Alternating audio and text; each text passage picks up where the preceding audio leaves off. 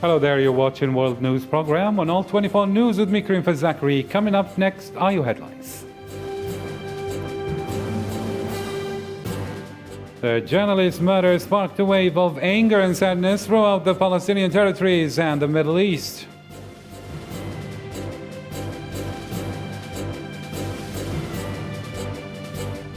A Palestinian civilian has been shot dead by the Zionist forces in the occupied West Bank during the raids of the Zionist occupiers.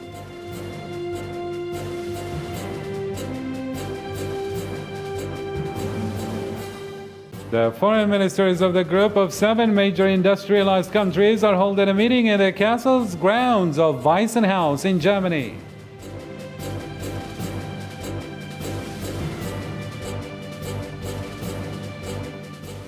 The Russian gas giant Gazprom has announced that it will stop using a gas pipeline belonging to Europol Gas, which operates the Polish part of the Yamal-Europe gas pipeline for the transit of gas to Europe via Poland.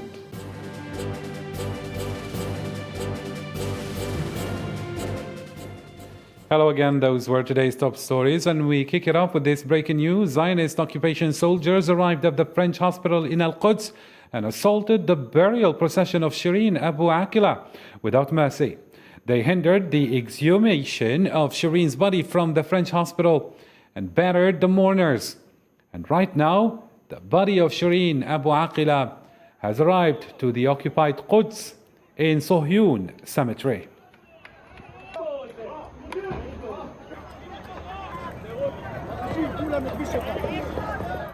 The journalist murder sparked a wave of anger and sadness throughout the Palestinian territories and the Middle East. This prompted the whole world to condemn the Zionist forces and stress the need to investigate the killing of Shireen. Sofian Kinturi has more. Shireen Abu Akleh, Palestinian journalist killed in a Zionist attack, has a comprehensive national memorial dedicated to her in Ramallah, West Bank. Shireen sacrificed her life doing her job and defending the Palestinian cause. She was sincere and nationalist. She transmitted the Palestinians' sufferance to the world for many years.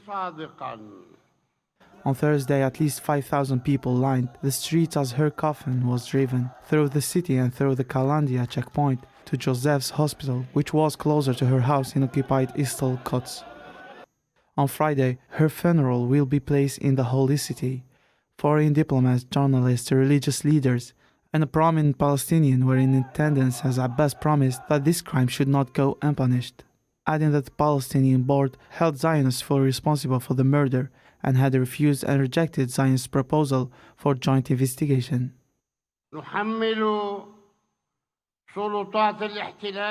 We condemn the Zionist entity for killing her, and we don't forgive that. We cannot let this crime pass without a punishment. The EU has demanded an impartial probe, while the US has demanded a transparent investigation, which UN Human Rights Director Michelle Bachelet has repeated.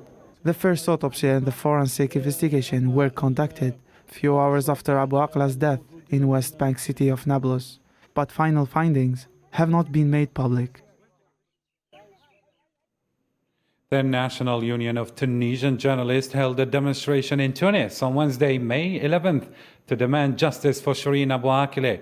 Also, solidarity rallies at the BBC headquarters and Gaza streets.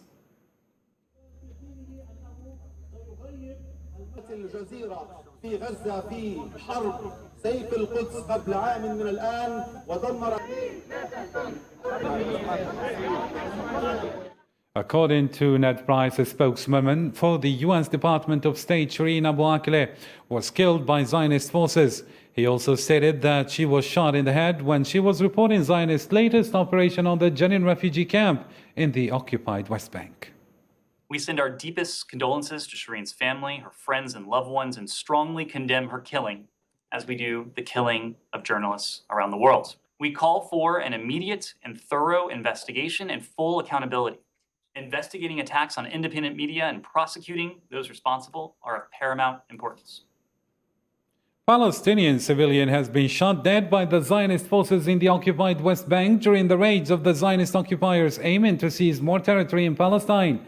The report comes amidst heightened tensions in the West Bank, 2 days after veteran Al Jazeera journalist Shireen Abu Akleh was shot dead during a Zionist army raid in clashes in the Jenin refugee camp.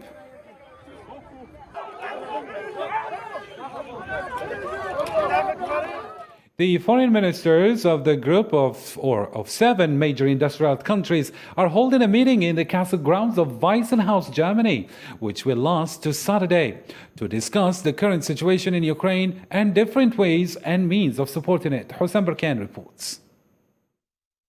Foreign ministers of G7, Germany, France, Italy, Canada, United States, Japan, and the United Kingdom, joined by their Ukrainian counterparts Dmitry Kuleba and Moldovan Nico Popescu, are meeting until Saturday in Germany to find out how further support Kiev in its resistance to Russian special military operation. British Foreign Secretary Liz Truss pled for more arms to be delivered to Ukraine in the face of Russia, against which she also has demanded new sanctions. It's very important at this time that we keep up the pressure on Vladimir Putin by supplying more weapons to Ukraine, by increasing the sanctions. G7 unity has been vital during this crisis to protect freedom and democracy, and will continue to work together to do just that. French Foreign Minister Jean-Yves Le Drian hailed the very strong unity of the G7 countries to support Ukraine's fight against Russia.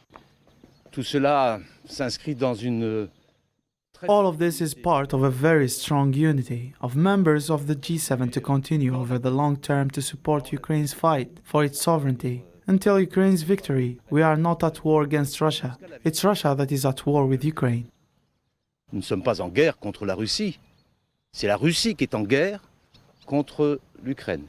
German Foreign Minister, for her part, focused on the repercussions of the operation in Ukraine and called for more support. 25 Millionen Tonnen Getreide 25 million tons of cereals are currently blocked, in particular in the Ukrainian port of Odessa. Cereals used to feed millions of people in the world. African and Middle Eastern countries urgently need it. Und im Nahen Osten gebraucht werden.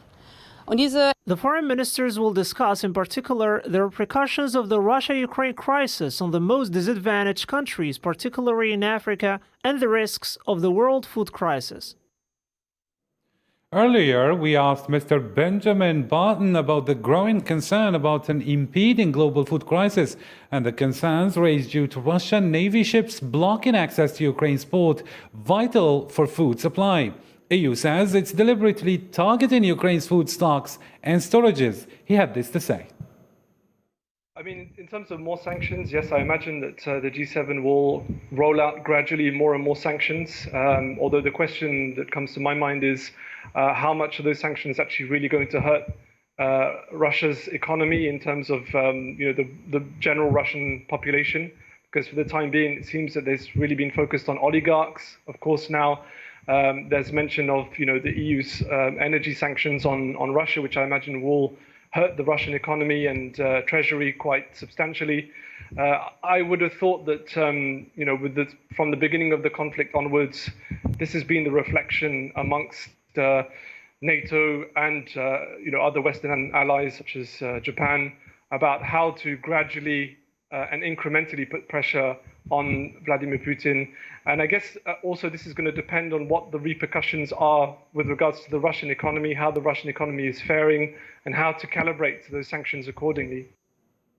Finland's president and prime minister announced their support for joining NATO on Thursday, moving the Nordic nation, which shares an 800-mile border with Russia, one step closer to membership of the US-led military alliance. The Kremlin has responded by saying the move would be a threat to Russia and warned of possible retaliation. Nabil Khazini reports. Finland is taking another step towards joining NATO. In a historic step, the Finnish government announced that the Nordic country must apply for NATO membership as soon as possible. We would like to maximize our security in way or another while thinking membership in NATO. But guaranteeing the security of the 1,300 kilometers of border shared by Russia and Finland is a problem the Kremlin is worried about. While celebrating Victory Day in Moscow, Mr. Putin said NATO's active military expansion makes clashes inevitable. NATO began taking active military control of the territories adjacent to us. Thus, an absolutely unacceptable threat was systematically created against us. Some strong supporters of NATO have argued that the expansion would be too provocative towards Russia. It is true that concerns about Moscow's reaction hindered Ukraine's efforts to join the alliance over the past 15 years. Yet some analysts say that it wasn't Kiev's desire to join NATO that led Russia to go to war with Ukraine. Rather, they say it was NATO's absence from Ukraine that enabled the conflict to start. But it's going fast because this is a national security matter, and this is a very dangerous time. We are in the most dangerous times since the Second World War. NATO membership would mean that for the first time Finland and Sweden would have security guarantees from nuclear states. Consequently, many Finns and Swedes increasingly feel that joining NATO will help keep them safe. It's really important that the leaders of our country are on the same page, and I think it was a good decision. Yes, it will give us security, NATO, of course. Yeah, that's the why I want that we are in NATO, and I think that we should have been NATO already in 1990s when it was possible. Helsinki is also conducting discussions with the main countries of the alliance to obtain guarantees of protection during the period of membership, which can last several months. The Russian gas giant Gazprom has announced that it will stop using a gas pipeline belonging to Europol Gas, which operates the Polish part of the ML Europe gas pipeline, for the transit of gas to Europe via Poland, in response to Western sanctions imposed on Russia because of the offensive in Ukraine.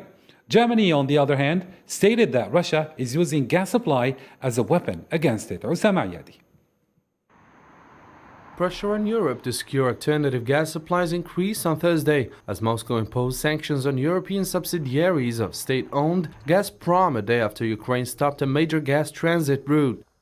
Gas prices surged, with the key European benchmark gaining 12% as buyers were unsettled by mounting threats to Europe's supply, given its high dependence on Russia. Moscow has already cut off supply to Bulgaria and Poland, and countries are racing to fill dwindling gas reserves before winter. Germany, Russia's top client in Europe, said some subsidiaries of Gazprom Germania were receiving no gas because of the sanctions, as Russia has used its gas supply to Europe as a weapon against their economies. Overall, it has to be said, the situation is getting worse to the point that announcements of the use of gas and oil as weapons are now coming to fruition in different places. Ukrainian Foreign Minister Dmytro Kuleba stated in a visit to Berlin that Europe must cut off Russia's energy oxygen and put an end to its dependence on Russian gas, as he stressed during a press conference with the Vice Chancellor and Minister of Economy, Robert Habeck, that this is particularly important for Europe, describing Russia not to be a reliable partner, and Europe cannot afford under these conditions to continue the deal with Moscow. As long as the European Union uses Russian oil and gas, Russia will have money to finance its aggressive war machine, kill Ukrainians, seize foreign lands and commit war crimes. This is energetic oxygen for Russia, and this is particularly important for Europe. Europe must get rid of its independence on Russian oil and gas. Russia has shown that it's not a reliable partner, and Europe cannot afford it. The affected entities listed on a Russian government website are largely based in countries that have imposed sanctions on Russia in response to what they consider the invasion of Ukraine, most of them members of the European Union, and this last decision has put Europe in more difficult trouble as EU leaders are asked to react in the briefest terms for their economy. The Secretary General of the Organization of Petroleum Exporting Countries, OPEC, and the President of Venezuela urged world leaders not to use oil as political weapon. Mohamed Barquindo and Nicolas Maduro discussed at the presidential palace of Miraflores in Caracas for an hour and a half, agreeing that oil should not be politicized. Excelentísimo señor Mohamed Barquindo. El petróleo, el gas Oil, gas, the main sources of energy in the world, must be removed from all political disputes, from all geopolitical disputes, from all ideological disputes, from all types of sanctions. De cualquier tipo de sanciones. Ya estamos viendo. We are already seeing the planned sanctions against Russia oil and gas and boomerang effect on the economy and quality of life in the United States, Europe, and the world. De Estados Unidos, de Europa y del mundo. The Ukrainian army stated that it is still in battle with Russian forces in the region of Kherson, which was the first major city to fall for the Russian forces in Ukraine. Ukrainian army is aiming to recapture control of the city as the Russian forces continue their shelling on the city. On the 78th day of the Russian military operation, in conditions of complete encirclement, the soldiers of the Azov regiment knock out the enemy from the positions he had previously captured on the territory of the Azovstal plant.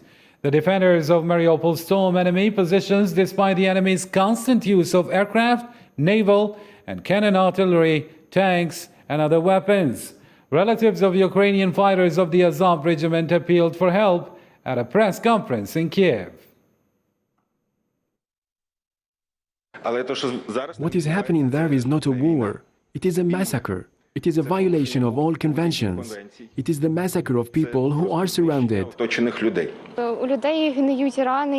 Now there are wounded people there. They have no medicines. They die of their own injuries. In normal circumstances, people would get better in 2 or 3 weeks, but in Azovstal they die. Nobody attempted to save them. There is nothing we can do except for gathering at such demonstrations and demanding the authorities to help.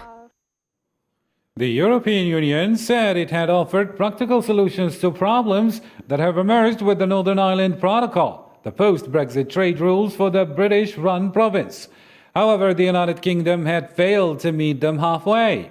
The British government, meanwhile, said the related bureaucracy created by the so-called Northern Ireland Protocol is intolerable and is also threatening the 1998 peace agreement that mostly ended 3 decades of sectarian violence in the province.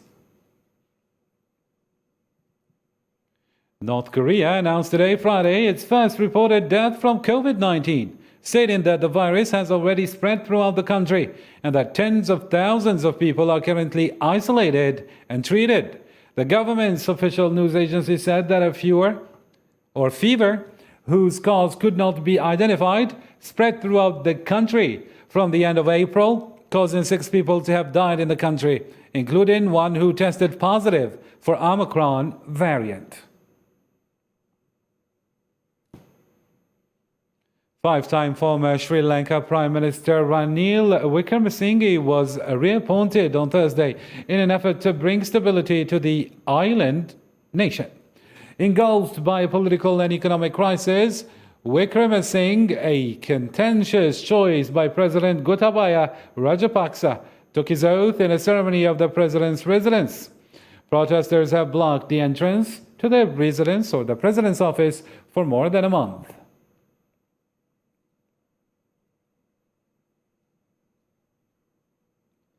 Following meetings between his envoy and Iranian officials in Tehran this week, the EU's foreign policy leader said on Friday that he felt enough progress had been made to reopen nuclear negotiations after 2 months of stagnation.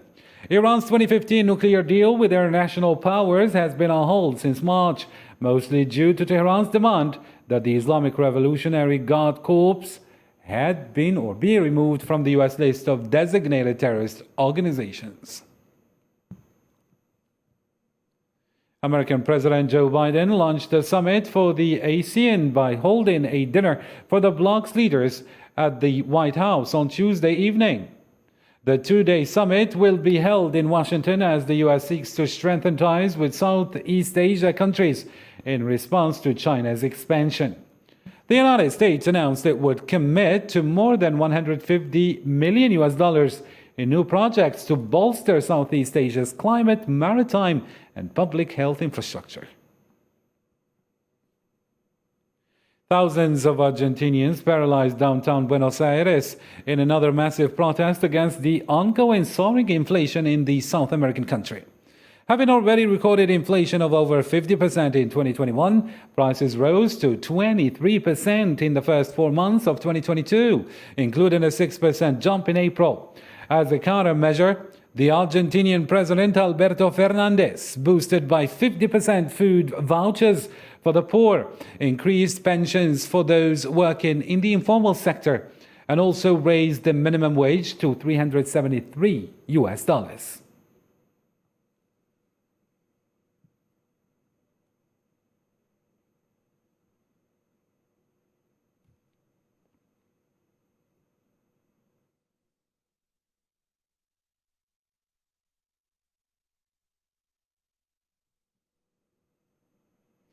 Bitcoin, the most famous cryptocurrency, has collapsed in the last 48 hours, bringing other virtual currencies to crash. Bitcoin was worth last November nearly 60,000 euros, but this Tuesday it was just over 29,000 euros, resulting in worries about inflation and rising interest rates. Let's follow. The collapse of Terra USD, a so-called stablecoin, sent repercussions across markets on Friday, with Bitcoin trading at $30,000 and on track for a record losing streak. Concerns about high inflation and rising interest rates have triggered widespread selling of hazardous investments, including crypto assets. The last couple of weeks have been a turbulent time. You've seen a precipitous drop in Bitcoin, and you've also seen earlier this week and continuing today a pretty spectacular explosion in a stablecoin, or what's called a stablecoin, UST, that attempts to mimic the movement of the US dollar, but in this case failed to do so pretty spectacularly. And that's another thing that creates some concern amongst regulators and amongst investors. This week, Terra USD lost its 101 peg to the dollar as its method for maintaining stability, which relied on another digital token, failed under selling pressure. Tether, the largest stable Bitcoin and one whose producers claim is backed by dollar assets, has also been under pressure. According to CoinMarketCap data, it plummeted to 95 cents on Thursday, but was back to $1 on Friday. Even stablecoins backed by traditional assets were showing signs of stress on Thursday, and as cryptocurrencies are recent, it is hard to predict a bright future. When you look at something like Bitcoin, which has been around for less than 15 years, it becomes even more difficult to predict what will actually happen to this instrument in a week's time, in a month's time, in a year's time. The U.S. Federal Reserve warned that stablecoins are vulnerable to investor runs because they're backed by assets that can lose value or become illiquid in times of market stress. Will Tether, the largest stablecoin, and other cryptocurrencies recover or face a financial crisis? And with this, ladies and gentlemen, our program drew to a close. Thank you for tuning in, and bye for now.